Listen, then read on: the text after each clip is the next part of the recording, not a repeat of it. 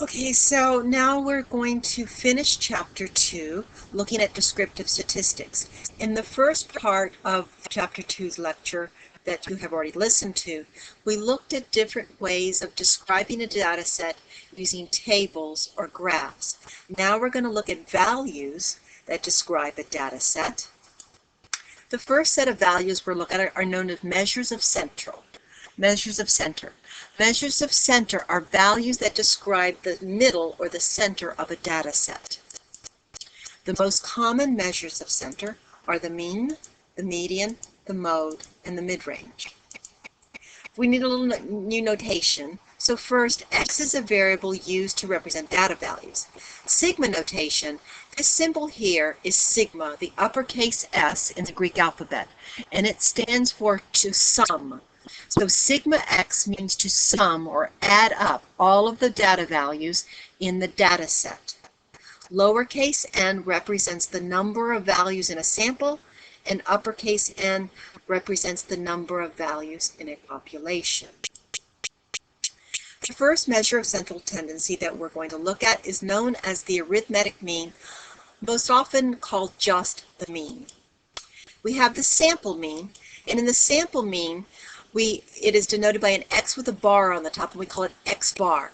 Sigma x means add up all the values in our sample divided by the number of values in our sample. That's the sample mean. We also have a population mean. The population mean is denoted by the lowercase m in the Greek alphabet, mu. So mu is equal to add up all the values in the population divided by the number of values in the population. So pause this lecture for just a minute and find the mean of this sample. Okay, so the mean was 79. 76 out of all these numbers, divide by 6, and you get the mean of this sample is 79. The median is a value that lies exactly in the middle of an ordered data set, ordered from smallest to largest. If the data set has an odd number of numbers, the median will actually be a value in the middle, the data value in the middle. But if we have an even number of entries, we will have two values in the middle. So you find the average of these two middle values. All right, let's pause the lecture for a minute and you try to find the median of this sample.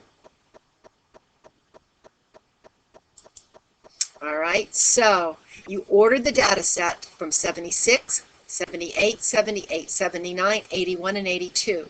Then you had two numbers in the middle. It was the 78 and the 79. 78 plus 79 divided by 2, the average of the two middle numbers is 78.5. The mode. The mode is the data value that occurs the most frequently. If no entry is repeated, then we say the set has no mode. If two numbers occur at the same greatest frequency, we say the data set is bimodal. If more than two values occur with the same greatest frequency, we say the data set is multimodal. And the mode is the only one that can be used with qualitative data. It's the only measure of central tendency that can be used for categorical or qualitative data. So pause the lecture for just a minute and find the mode of this sample. All right, since 78 appeared twice, it is the mode of this sample. The mid-range. The mid-range is the value halfway between the smallest and the largest. So it's the mean of the minimum and the maximum values. You find it by doing max plus min divided by 2. So pause the lecture for just a minute and find the mid-range of this data set. 79. 76 plus 82 divided by 2 is 79. The round-off rule. How do we round off our answers? We see that calculators and even Minitab is going to give us answers to more accuracy than we need. You always want to carry one more decimal place than is present in your original data set. So for example, if our data set is 2, 4, and 5, our mean would be written as 4.3. If our data set is 2.4 and 2.6, then we would hold one more data value, so one more decimal place, so our mean would be to the 100th place, or 2 decimal places. The weighted mean. The weighted mean is used when each value has a different weight to it. So you multiply the weight times each of the values, sum them up, and then divide by the sum of the weights. That will give you the weighted mean. An example of a weighted mean is your grade point average. Now, we've looked at measures of central tendency, ways of describing a data set, describing the middle of the data set. Now we're going to look at measures of variation, which are values that describe how much variability is there in the data set. The first one we look at is known as the range. The range is the difference between the maximum and the minimum value. So it's maximum value minus minimum value. But it is overly influenced by outliers, because the outliers are going to occur at the ends of a data set, so either at the beginning or at the end. So if we have outliers, they would be either the minimum value or the maximum value. Standard deviation and variance are much more common, and there's a formula that depends on the data set you're using, whether you're using a data set that represents a sample or represents a population. Now, it's most common to find the standard deviation and variance of samples, and so we're going to see when we do our lab that Minitab will find these standard deviation and variances, but I've given you a couple small examples for you to try by hand so you can see how the formula works. The standard deviation is an approximation of the average deviation of each of the values from that data set's mean. If we're looking at a population variance or population standard deviation, we denote that variance by the lowercase s in Greek, and we still call this sigma squared. Sigma squared is equal to take each value minus the mean, then square that number, then we add them up and divide by the number of numbers in the population. Because we squared these numbers, our units for the variance are squared units. So the way to get back to our original units is to find the standard deviation, which is just the square root of the variance. So you find the variance, take its square root, and now you have the sigma, the population standard deviation, and our units will be back to our original units. To find the variance of the standard deviation of a sample, we denote the sample variance as s squared, and it's just the numerator here is exactly the same numerator as we had with the population variance, except now our denominator is sample size minus 1. But again, the sample standard deviation is just called S, and it's the square root of the sample variance. So remember what you do is you find the value minus the mean, and you square each of those numbers separately. Then you add up the squared numbers, divide by the sample size minus 1, and then take its square root to find the sample standard deviation. We say that S squared is an unbiased estimator of sigma squared. The sample standard variance is an unbiased estimator of the population variance, since these values do not overestimate or underestimate the population variance. True or false, the standard deviation is the same for both samples and populations. Think about this for a minute for what we just finished talking about. The answer is false, because the sample standard deviation uses n-1 as the divisor. Now let's consider this population, 2, 3, and 4. Those are our values. Find the mean. Well, the mean is 2 plus 3 plus 4 divided by 3 gives me 3. Now let's find the variance. Remember, what you're going to do is you're going to take each of these values minus the mean, this value minus the mean, this value minus the mean. You're going to square that number. You're going to square that number. You're going to square the value minus mean squared. Add them up. Since it's a population, you're going to divide by n. Pause the lecture for just a minute and find the variance of this population. Remember, it's a population, so we're going to be dividing by n, not n-1. And remember also, Minitab does not find population variances, only sample variances. Okay, so the population variance was 2/3. Now let's consider the sample 2, 3, and 4. Find the mean. 2 plus 3 plus 4 is still 3. Now find the variance of this set, noting the difference between this example and the one you just finished. So find the sample variance. In this case, it comes out to be 1. The coefficient of variation is it's a value that is unitless, and it's used to express the standard deviation relative to the mean as a percent. So the sample coefficient of variation is the sample standard deviation divided by the sample mean times 100%. Or the population coefficient of variation is the population standard deviation divided by the population mean times 100%. It is good to use to compare standard deviations of two data sets that have different units. The empirical rule can only be used for data that is approximately bell-shaped. But if our data set has that approximate bell shape, if when you draw the histogram it looks like it's symmetric and has kind of a shape of a bell, then we know that about 68% of all the values will fall within one standard deviation of the mean. About 95% of all the values fall within plus or minus 2 standard deviations of the mean. And about 99.7, or almost all of the values, fall within 3 standard deviations of the mean. Remember, though, that the empirical rule can only be used for bell-shaped data. If we don't know that the data is bell-shaped, or we know that it's not, suppose it's skewed, then we can use Chebyshev's theorem.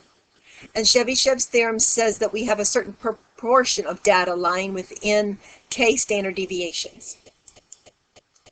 So if we use this formula here, we would know that at least 3/4 of all values lie within 2 standard deviations of the mean, because 1 minus 1 over k squared is where k is any positive integer greater than 1. At least 8/9 of all values lie within 3 standard deviations of the mean. So yes or no? For Chebyshev to apply, you must have a bell-shaped distribution.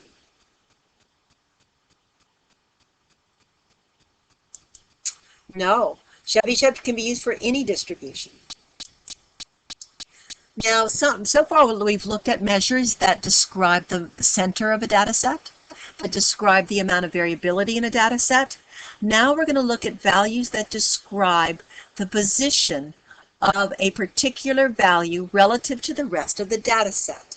To do that, we're going to look at what's known as the standardized score, sometimes also known as the z-score. The z-score stands for the number of standard deviations that a given value is above or below the mean. A positive z-score means above. It's the number of standard deviations above the mean. A negative z-score means it's the number of standard deviations that value is below the mean. For a sample, it's x minus sample mean divided by sample standard deviation. And for population, it's value minus population mean divided by population standard deviation. We normally round z-scores to 2 decimal places.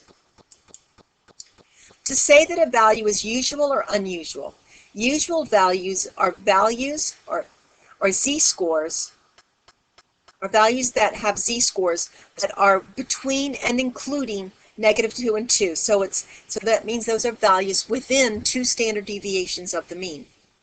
Unusual values are values that fall outside of 2 standard deviations from the mean, or values that have z-scores less than -2 or greater than 2.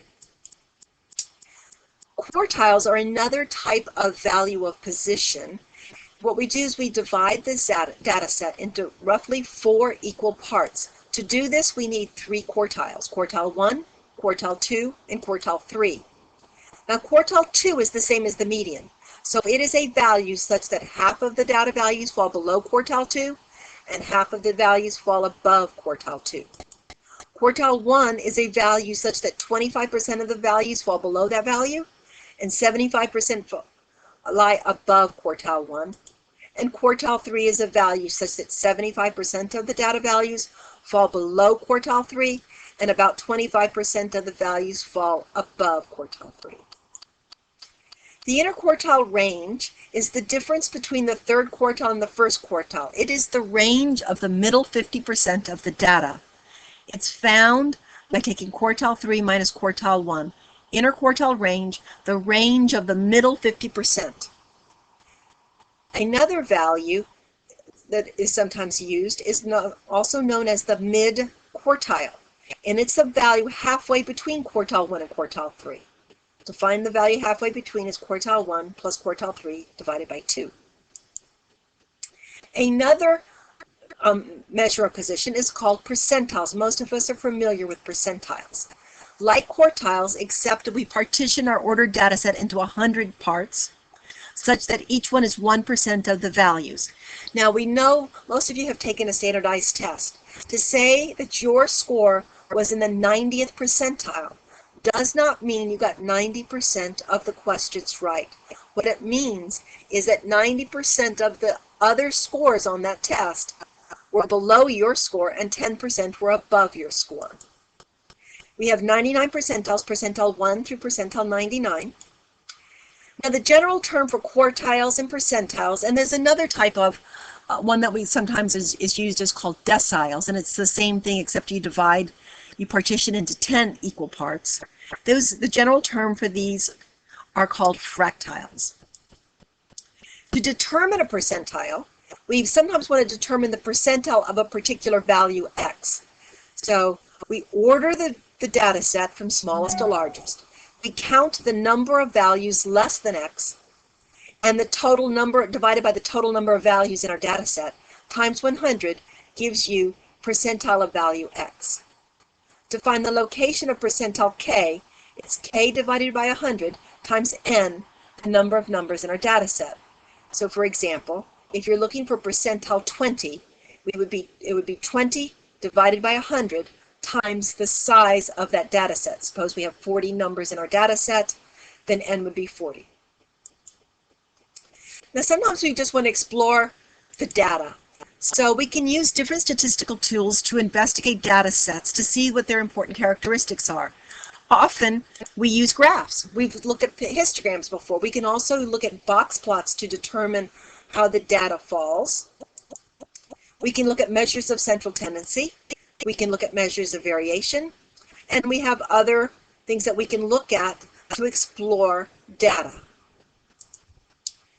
Another thing that we can look at is known as the 5-number summary. The 5-number summary is the minimum value, quartile 1, quartile 2, quartile 3, and the maximum value. These 5 numbers are called the 5-number summary. The 5-number summary, a graphical representation of the 5-number summary, is known as a box plot or a box and whisker plot. We plot the 5-number summary by using a horizontal axis that represents the values in our data set.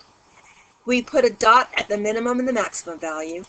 We draw a vertical segments to make a box for each of the quartiles, close in our boxes, and then the horizontal segment from the box to the minimum value and from the box to the maximum value are known as the whiskers.